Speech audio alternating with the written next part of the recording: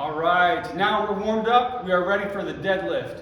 And why are we deadlifting? Deadlifting is probably one of the best exercises for the entire body. Number one, it works the entire body, but number two, it really fortifies the whole posterior chain. That's the whole back side.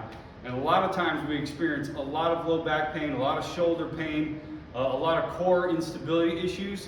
The deadlift will fix this. It'll also screw it up if you do it wrong. So that's why we're making this video. Now this is going to be specifically towards the sumo deadlift. The reason that is because when you're out on the street and you have to pick somebody off the ground, you usually do it in a sumo deadlift type style, where you lift them up. Ain't nobody picking somebody up with their legs close together like this. You're always going to get as close to that body as possible, hopefully reach under their armpits and lift them up. And the better we train for this, the better we can perform out on the streets. That's why we're doing the sumo deadlift. But all the tips and tricks for this are going to correlate and transition to any other deadlift variation. It's all very much similar. So, first thing with the deadlift, we want to get our stance started first. So our stance with the sumo deadlift, we want to get a nice wide stance, and ideally where the rings are on the bar, that's about where we want our feet or our shins to be. Nice wide stance. If this is hard for the hips, you just bring it in a little bit more. Like I say, more so what you're going to do on the street, and that's okay. That's just some hip mobility work that we can do, or that we hopefully warmed up with our warm-up. But we want a nice wide stance. Also with the deadlift, I didn't plan on saying this, but either go no shoes or just socks, or you don't want big cushy shoes when you're deadlifting or squatting or lunging. That's going to detract from what we're actually looking to do. So get some better shoes when we're deadlifting. Get into the nice stance, and you can go back and down a little bit just to make sure you feel it. And one other thing along with the warm-up, we don't have to start with our main weight. We want to start with the warm-up weight and then work our way up to our working sets, which are going to be heavier weight. Most people suck at deadlift. We want to be able to deadlift about twice our body weight. That's ideal, especially for a first responder, military type personnel, and what you guys have to do out on the street. So work towards twice your body weight as a deadlift weight. So once we get in our stance, our position, our breath is super important, and it's easier to take a breath when we're standing up. Again, we don't want a shallow breath, we don't want a chest breath when we're lifting weights. We want a deep diaphragmatic breath, because when we have a deep diaphragmatic breath, that solidifies and makes our entire core solid. And if we're taking a chest breath, we're going to be able to lean over, we're going to be able to push over much, much easier. So really take a deep, deep belly breath.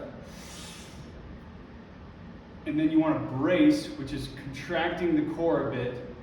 And that puts your core at a good position, and it puts your pelvis in a good position. So we want a deep diaphragmatic breath. When we do this, our hand position for the sumo deadlift are going to be overhand or pronated type grip.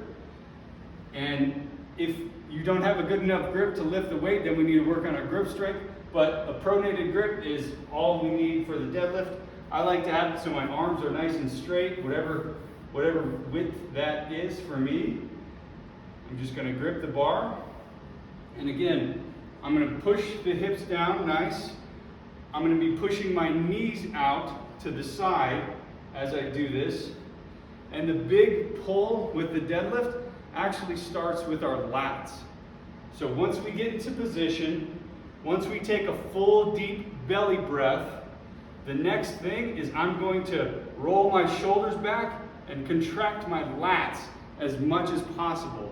Now this is the key to not hurting yourself with deadlift. If I can contract my lats and really roll my shoulders back, push my chest up, it puts my spine in the ideal position to pull. And so once I get down, contract those lats, I can look up if I'm a beginner.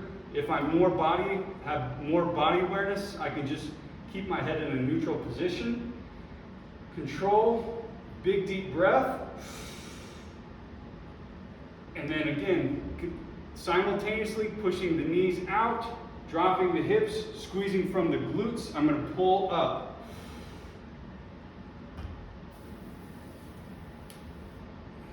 Into that top position. Everything the same in reverse, nice and slow, nice and steady, nice and controlled. So that would just be one simple rep, but I'm going to do this over and over again. It seems like we're doing a lot at one time. That's because we are, but the more we do it, the better we get at it. Again, just from the top, another real quick replay. Deep breath at the top. Get down into position. Knees out. Lats contracted, shoulders up. Another deep breath if I need.